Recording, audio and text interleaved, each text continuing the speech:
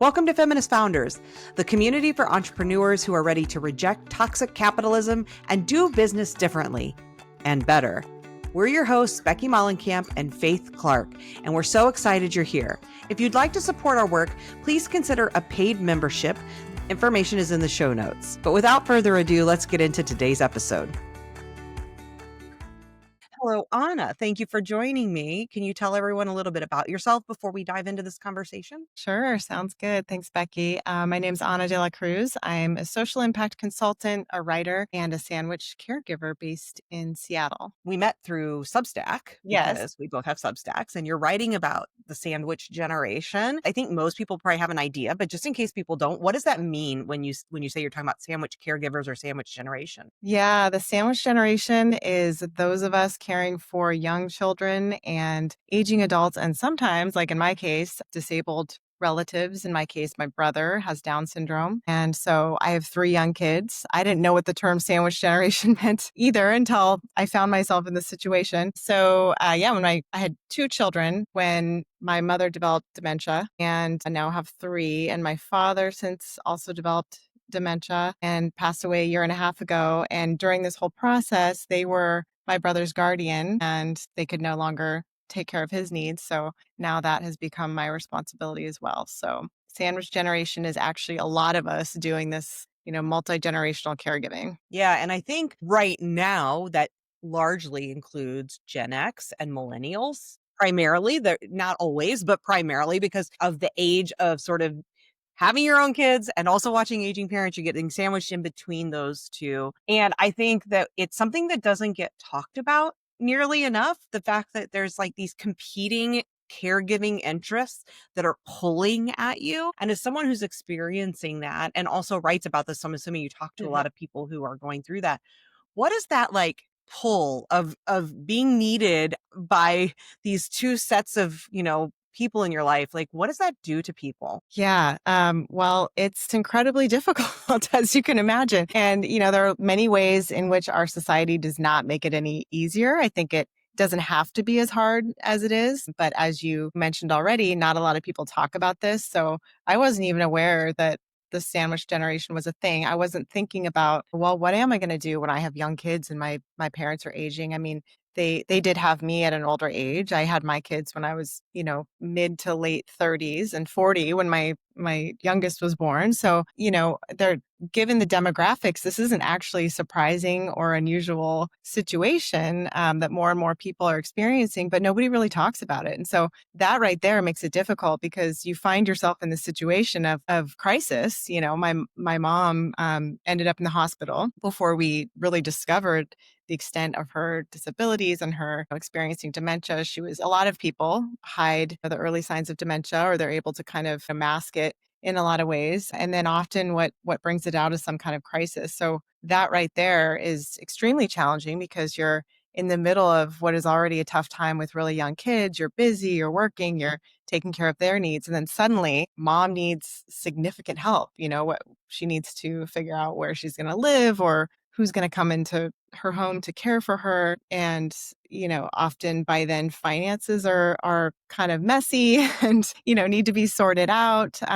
So there just isn't the time, first of all, to manage all these competing needs. And there aren't a lot of resources for support, unfortunately. I mean, again, just talking about these issues would be extremely helpful if we knew they were coming and we were kind of open about the fact like, hey, this is a reality of life. I think a lot of people and a lot of our parents, a lot of the boomer generation kind of has this attitude like, well, hopefully I'll just, go along just fine and one day I'll die in my sleep. And, sadly that's not the way it plays out for most people. I mean, disability is something that happens to a lot of us and just needing care. And that's okay. That's a very human thing, but it's not something that's talked about or well resourced in our very individualistic society. So we end up trying to kind of like white knuckle through all the childcare needs, the parental care needs, the finances, and many people end up having to leave work or reduce their hours or their career ambitions as a result of all this caregiving. And then of course there's the kind of like mental health and self-care issues that come into play. So it kind of spirals into, a lot of different potential problems and hardships for people in this situation, Yeah. depending on how it Well, plays. and families have changed a lot over time. So at one time, people died probably much Yeah. younger and perhaps more quickly. I'm not sure, but I don't know. I'm curious. Like, I'm thinking at one time, people died younger. So their kids maybe hadn't even started a family by the time their parents were dying, and or they had kids much younger. And so those needs didn't overlap as much. Hmm. Now we're in this place where people are living a lot longer and having children later, Hmm. often, not always, but the age at which people are having children is certainly going up. And parents are, and people are having smaller families. So there's less disbursement of care needs amongst people. So just the ways that we've changed, families have changed, I'm assuming have made this worse in a lot of ways than it used to be. Am I reading that right? Yes, absolutely. I mean, you just named several of the demographic factors that are contributing to this. Actually, sandwich generation, the term, I guess, came about during the boomers generation when people first started experiencing this, double caregiving responsibility. But it's like on steroids now for Gen X and millennials because of all these demographic issues. I mean, like you said, people are having fewer children or not having children at all, which means that caregiving into old age as they're living longer, but not necessarily healthier. I mean, that's the other piece I would add to the list that you gave is yes, people are living longer, but their health span, span gap is what it's called. But essentially, people are living more years in disability with chronic illness, with dementia, with various different diseases that can be treated, and people are staying alive, but they're needing a lot of care. And then at the same time, I would add, the lack of caregiving support and affordability. So there's a huge demand, an increased demand for support. But for paid care, I mean, it's really out of reach for so many families. It's so expensive. And now we could add to that the fact that Medicaid is going to disappear for a lot of people, which is frightening. I mean, I really don't know how we're going to manage. Two of my family members are on Medicaid just to care for their long-term care needs. I mean, the average cost for nursing care is over six figures a year. I mean, most people don't even have that much saved for retirement, or maybe they have that much for, that's meant to last many years. So Yeah. that is I like, want to talk more about these broken systems in a second, but there's one more demographic kind of thing I right, want to right, right. mention, and then we'll go to that because one thing that I think, and you tell me what your read on it, the one thing I think that has stayed consistent, though, given all of these other changes, is that the primary people responsible for this caregiving that you're talking about is women. Yes. Oh, absolutely. I'm Yes. thinking that hasn't changed, has it? No, I mean, more men are involved in caregiving, and there's some interesting changes I would point to there in that, for example, with parenting, people are spending significantly more time on intensive parenting than we ever did before. And so men are actually spending many, many more hours parenting. And also, I mean, there's a number, and it's been really interesting in writing on Substack. I've had a number of men reach out to me saying, I'm experiencing the same situation you're in, or I have a special needs child and a parent with dementia. And what they tell me is, I don't feel like there's a lot of resources out there for me either, because there's a lot of kind of mommy blogs or, resources targeting women, but not a lot of places where I feel seen in this. And it's sort of like it's a vicious cycle, right? Because women are doing the vast majority of unpaid and paid care work, but primarily unpaid or underpaid. But anyway, so I would say it's kind of shifting, but yes, absolutely, women have borne the brunt, and it's even when they are paid, it's significantly underpaid. Maybe Well, because and one of the reasons for that, they're all rooted in sexism, but yes. one of them is about the sexism involved in pay Hmm. and career opportunities, and that is often why women end up exiting the workforce for caregiving, both of young children and then also aging parents and this whole sandwich generation issue, because they're often paid less. And when the choice comes, we can't afford to pay someone else to do this care work. One of us has to do this care work, and that is when you're lucky enough to be in a situation that you have two partners in the home. That's certainly not always the case, but when you do, and there is that choice to be made, the lower paid person is usually the person who ends up exiting the workforce. And that, because of, pay disparity, typically falls on women. So I'm assuming that's one of the reasons why women are often doing more of the care work. I'm sure some of the other just societal conditioning around women being made to believe that we are the carers and the nurturers. Yeah, oh, there's many reasons. That's a big one. I mean, that's one way in which, yes, society kind of makes it harder to exit that loop of women doing the bulk of caregiving. But, there are a lot of, as you say, societal stigmas, pressures, ways in which men are conditioned to perpetuate the cycle by sort of insisting that they're not as good at caregiving or, shying away from those kinds of activities. But yeah, that's not always the case. We know that women are also penalized at work. The motherhood penalty is very real when they have children, whereas men are rewarded financially. They end up usually, and I don't think that's just a result of actual caregiving responsibilities or, I mean, women aren't taking more time off. It's just there's assumptions that women can Right. no longer do as good of a job if they're taking care of children. And the In other, fact, most studies I've seen have shown that women are actually more productive once yes, they become parents. yeah, they're more productive. And what I was going to say is that at home, there's still, even if, men and women are working the same number of hours, women are absolutely doing more of the household labor Yeah. and caregiving By a large number, the last study I saw in it. by a large number of hours. I don't remember exactly what it is, but it's not negligible. Let's just Right. say.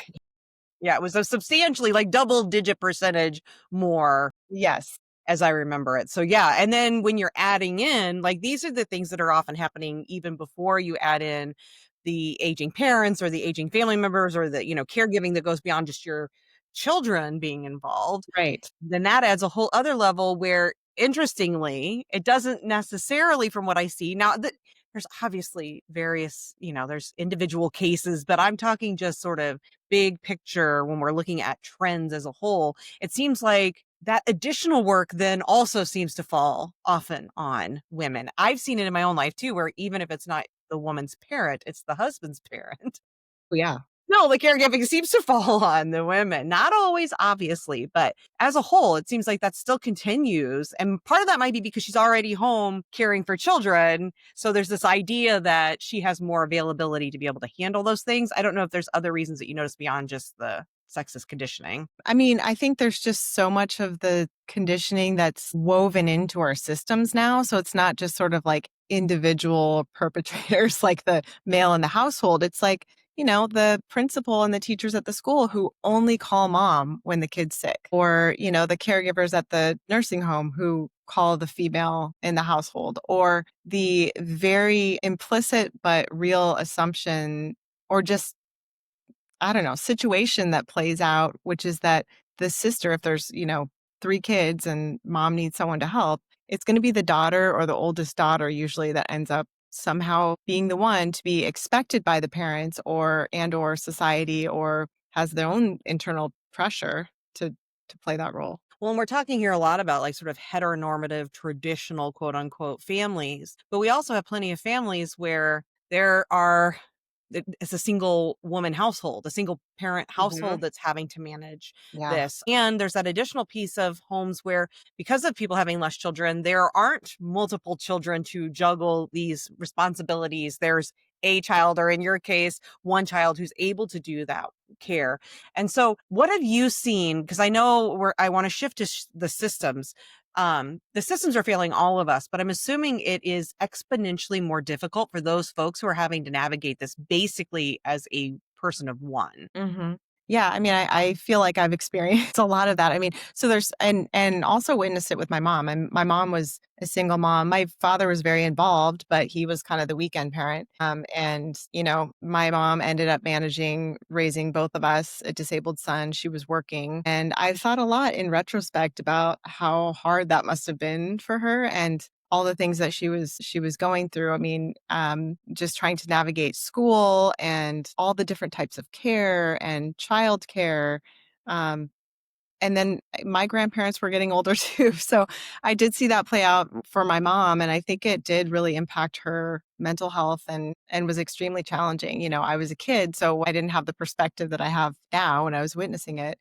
But I know many people are experiencing that and sometimes have, children with special needs who they need to care for in addition to parents, and they're doing it on their own. I mean, there's so many people actually in this situation or some combination of the situation, and there just aren't the resources out there. Like somebody who can help be that like guide or support to navigate, help you navigate through the system would be incredibly helpful. Like, Like hey, a doula. like a doula or yeah, or a like an advocate. Yeah, an Yeah, advocate, I that's a mean, an better word advocate, even. like Yeah.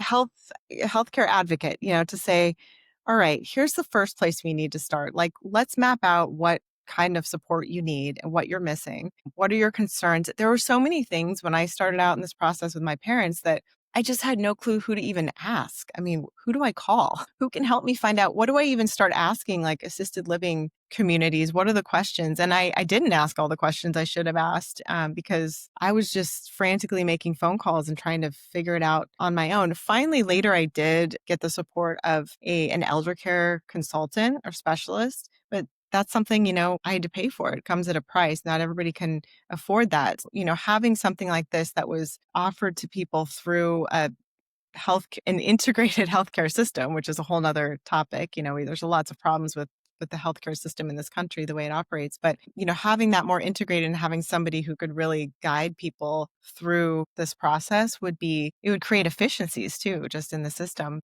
Well, let's talk systems because we're going to talk capitalism. Yeah. Because you mentioned about caregivers being mostly women. Mhm. And I would even go further and say they're mostly women and women of color, even more specifically in the paid caregiving space, Mhm. which we then know translates into much lower pay. And yet, so the people who are doing the direct caregiving work are not making a lot of money. In Nope. fact, many of them struggle to make ends meet. They're having to work a lot of hours to try and survive because it pays so little. Yes. And yet, you're talking about how expensive it is to get Mhm. caregiving help. Yep.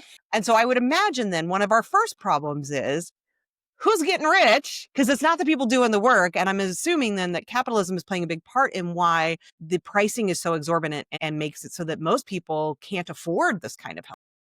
Yeah, I mean, I actually think it's more of like a market failure in capitalism, like the care industry, because even in nonprofit or systems that are not or public systems, people are not paid well enough to do the job of caregiving, and it's still very expensive.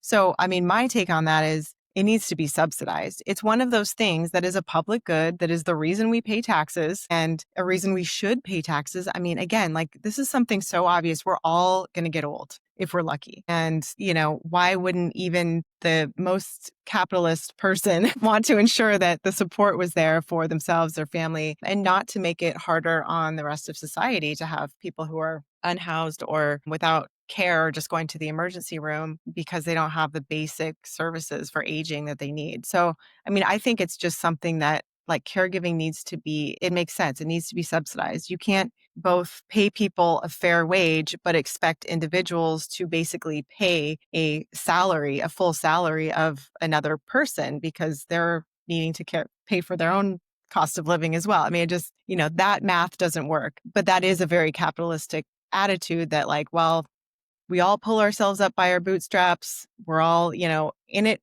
for our own good and can take care of ourselves. And if you can't take care of yourself, there must be something wrong with you. If I can take care of myself, you should be able to as well, right? And if you can't, what's wrong with you? But in the meantime, we're seeing that gap between have and have nots get Yeah. wider and wider than it's ever been. And I'm wondering, because you do study quite a bit around these topics. This may be something outside of your expertise, and that's totally okay. But I'm curious if there are differences in how other European, specifically maybe social, and maybe not just European, but other countries outside of the US, especially those probably more socialist or socialist democrat leaning kind of places where there are more of a social service net. Are they handling these issues differently, or is this a sort of global issue? Well, I mean, to some extent, the care crisis is global, but it is playing out very differently. So I would say, yes, the Scandinavian countries have a lot more figured out in terms of just this basic concept that care does need to be subsidized by taxpayer dollars. But it's one of those things that we should be thinking about the way we think about paying police officers and paying for our road to be fixed and paying for basic infrastructure. It's infrastructure that we need in society. So I think it's not even that they aren't, these are capitalist countries too. They just recognize that it's actually more efficient and pays off in the long run to support, the vulnerable members in your society. And so, the tax rates are higher and you don't have to worry about healthcare and aging and care period, if you have disabilities in those countries. And so I think it just makes more sense, and it's even within the context of capitalism. And then there's, of course, other places that have very different social and cultural structures that I think often are also the ones that don't have as intense of a,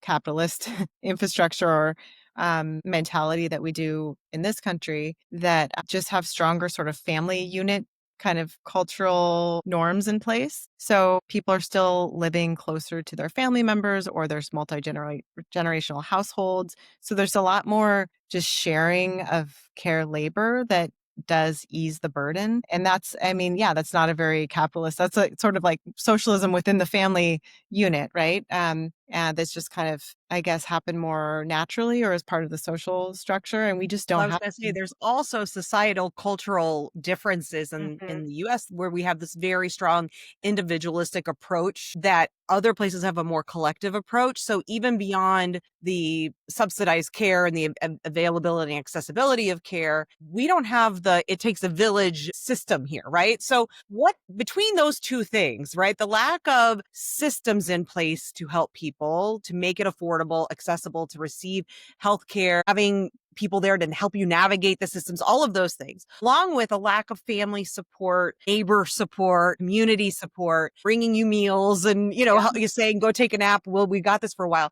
Between those two things where we're falling short, what are the consequences, both for those who are needing care, but more importantly, not more importantly in the greater scope of things, but for our conversation, for those people who are in that sandwich generation, what are the consequences of the systems and lack of systems as they exist right now? Yeah, well, I mean, the consequences for people like me, and even more so for people, who really have less privilege, quite frankly, than I do, and, can't afford some of the support that I've, been able to afford, is having to, as I mentioned earlier, drop out of the workforce or work less just to care for children, parents, siblings who need support. And so that has huge implications for then your own retirement, your own ability to save for when you get older and care for yourself, which you have to do because, again, the supports aren't in place. And that causes a lot of stress and anxiety and contributes to the poor health, honestly, of sandwich caregivers who are then, living their life in this kind of state of stress of like, I can't do everything I need to do for my own family to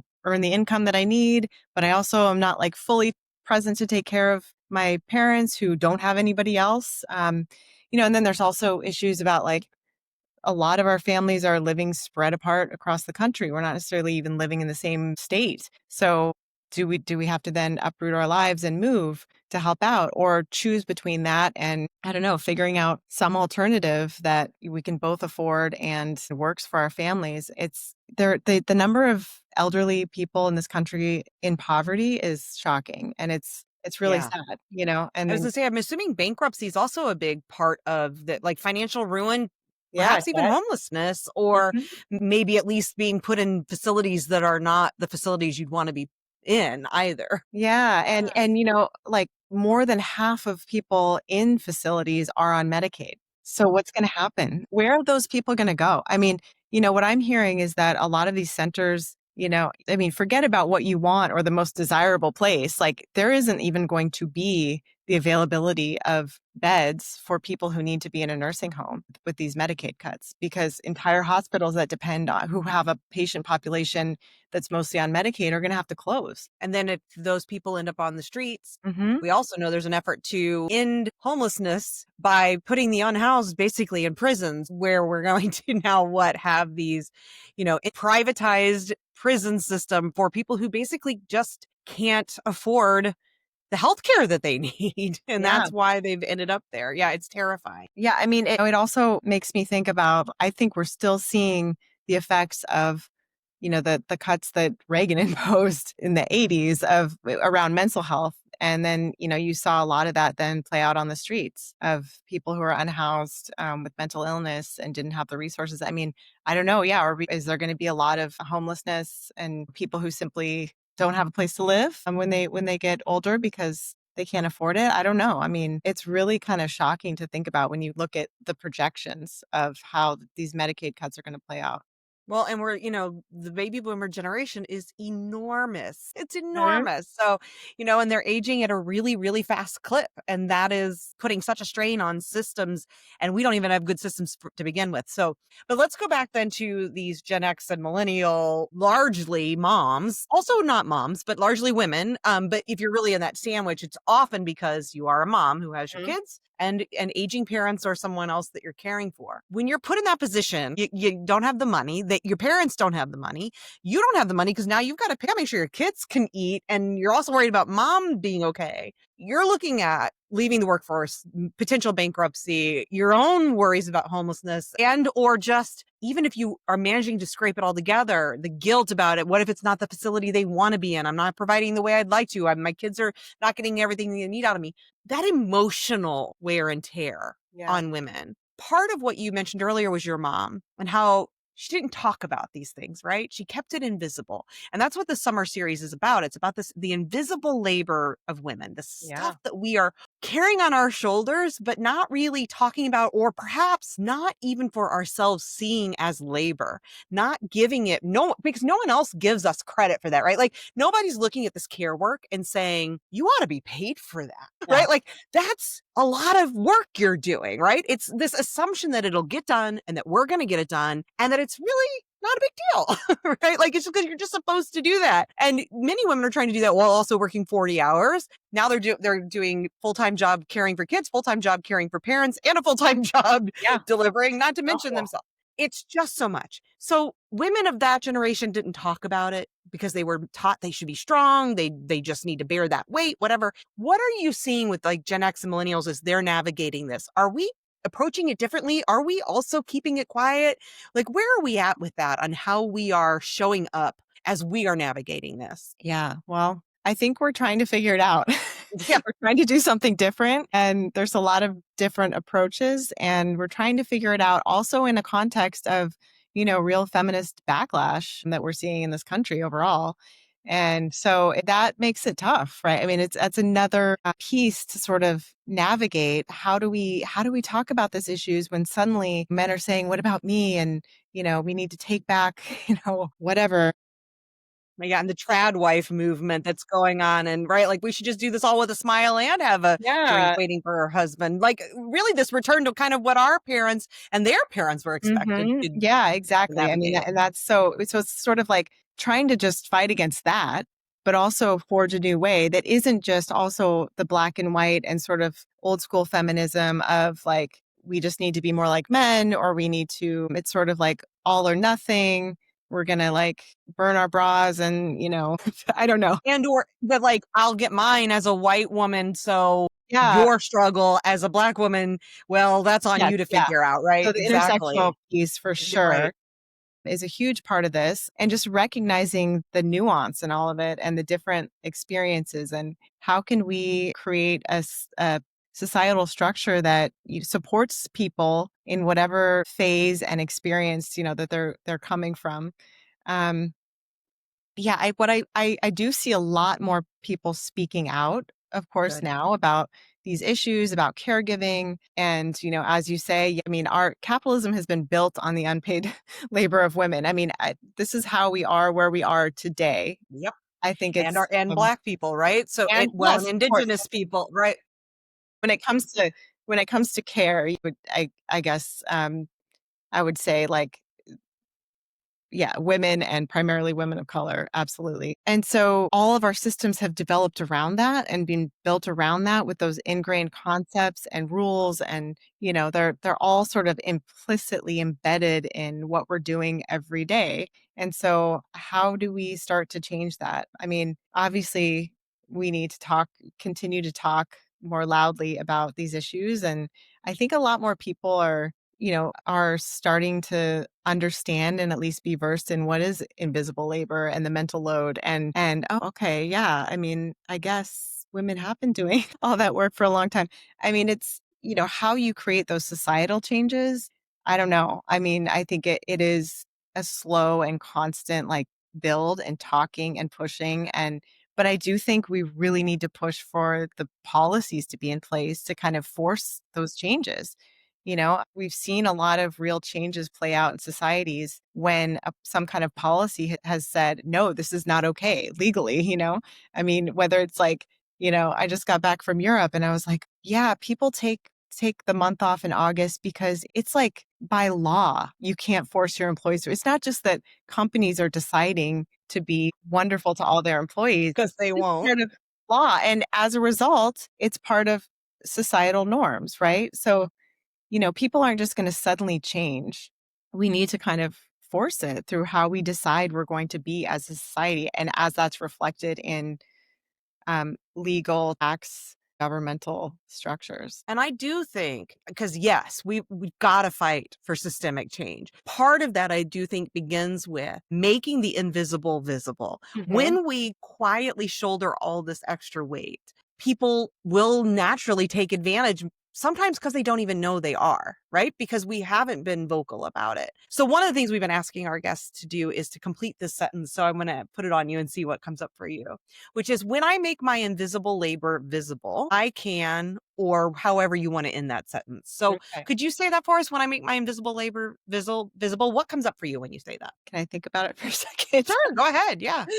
I can edit Uh, this part out too, the thinking part. yeah, exactly. Okay. I'm just wondering your own experience, even just when the more you've talked about Mhm. this burden, this weight. Burden sounds may not be the right word, but when you've talked about this weight that you're carrying, what changes for you and just being able to speak about it? I can feel more valued and bring out the value that other people are providing in society that is unseen. And that's where we can start to fight, right? Mhm. When we Yeah, start to place a value on something. I yeah, love that.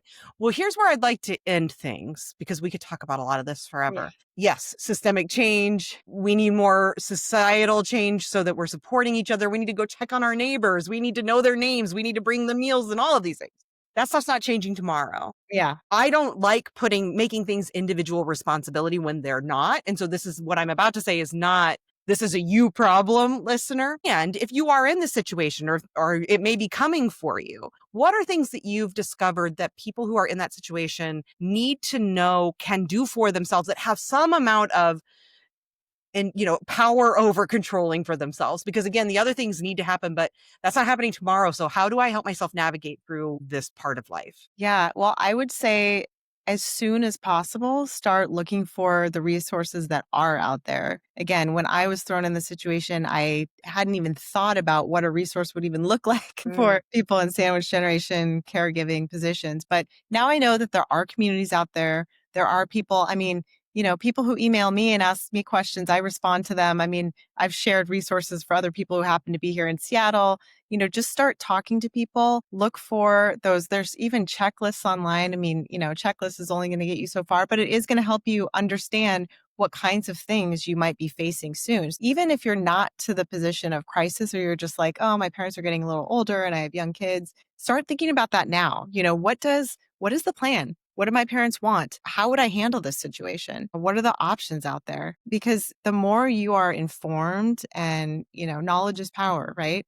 The more you can kind of manage and control the situation as things are thrown at you, the better off you're going to be and the more prepared you're going to feel, the more confident. There are people out there, there are resources out there. There's a lot of great care writers on Substack who share resources frequently. So I would just say get informed, try to get ahead of it a little bit so that you're not caught in a crisis without any support system or resources in place. And your Substack's also a great place to go to, and I'll link to that in the show notes for people to learn more also. And just personally caring for yourself. I think part of what I'm hearing inside of that is like learning to ask for help, Yes. learning to ask for your needs to be met, which I think some of that is in just like the caregiving, finding actual resources that can take some of the load off, but also remembering that you can ask neighbors, you can ask friends. Like, I think that we are so conditioned again in this individualistic world that we live in here in America to say, like, I'm not allowed to ask for help or it's weak to ask for help. So we have to learn how, like, I love our moms, but I do think their generation fed us a bit of this superwoman narrative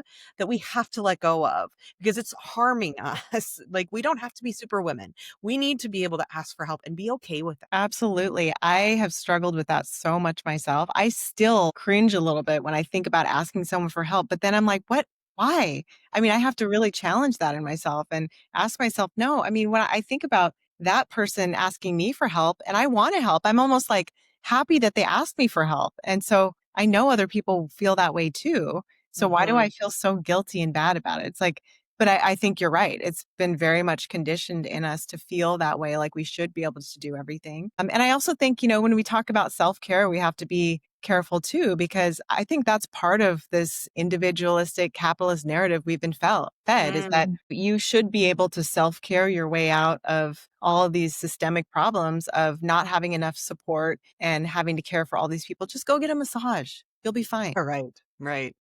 No, actually, I don't have time for a massage. I don't have a babysitter. That's another expense. No, like self-care it's almost like become a way to sell people more things that are promised to fix these problems that aren't really the problems in the first place.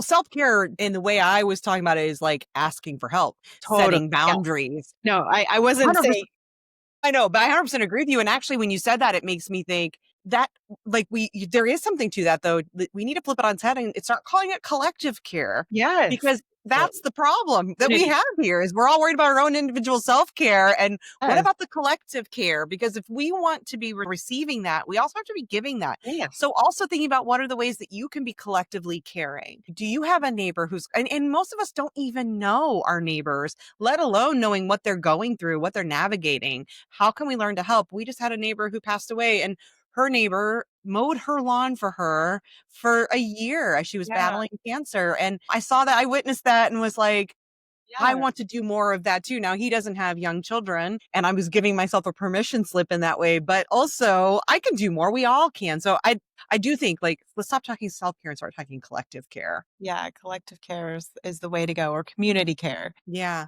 Well, and then that also brings that reciprocity in, that I think part of the reason we hate asking for help is because many of us have been conditioned to think that it's selfish, it's Mhm. needy, it's begging, it's whatever. But when we can think of it as, no, it's collective care. I've helped them. Now I'm asking for my help in return, or hopefully they're just giving it. But Right. even being able to ask for it when you know there's a reciprocal nature to it, it takes some of that stuff out of it. Yeah, it's reciprocal, but it also doesn't have to be like Tit for tat. tit for tat. Yeah. Yeah, because it has to be that way. It has to be rooted in generosity and Yes. care Hmm. for it to really work, because it's not gonna be even. Like I like to tell my kids, it's not everything isn't, 100% fair, exactly the same all the time. That's okay. We're all part of a system and a community, and we take care of each other in the ways that. Well, and that's where we can get into equity versus Yes. equality, Yes. right? Which is Yes, important too. absolutely. But I think some of this is just like, it's a great reminder for us to also examine our own conditioning and the ways that we're showing up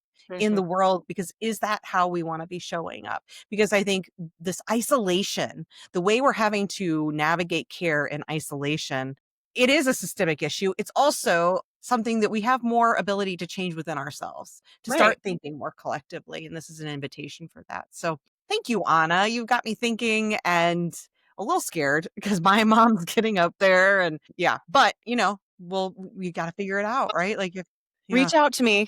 I will. If you And can, I'm here. I get your newsletter, so I'll be looking for resources.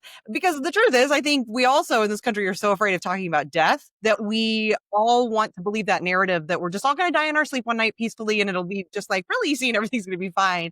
And we Yep. don't want to think about our parents dying. We don't want to think about our siblings dying. We don't want to think about these things, and Yeah. we have to learn. So part of this is also we need to change our relationship with death in this Yeah, country. exactly. I have written a lot about that too. I I bet. think that's another that feeds into this whole cycle, like you're saying. It's just, being realistic versus avoiding reality. Yeah. Yeah. Yeah. Yeah. Well, thank you so much for your time. I really appreciate this, and I love Yeah. this conversation. Yeah. Thank you, Becky, for having me. It's been great to chat. Thanks for being here. And again, we hope you'll consider joining our paid membership to help support our work. The link is in the show notes. When you join, you get all of this, obviously, but also bonus content in a private podcast feed, as well as free admission into our Feminist Founders Society community calls. It's a wonderful, growing community, and we'd love to have you be a part of it and to support the work we do with Feminist Founders. Until next time, keep kicking toxic capitalism to the curb, friends.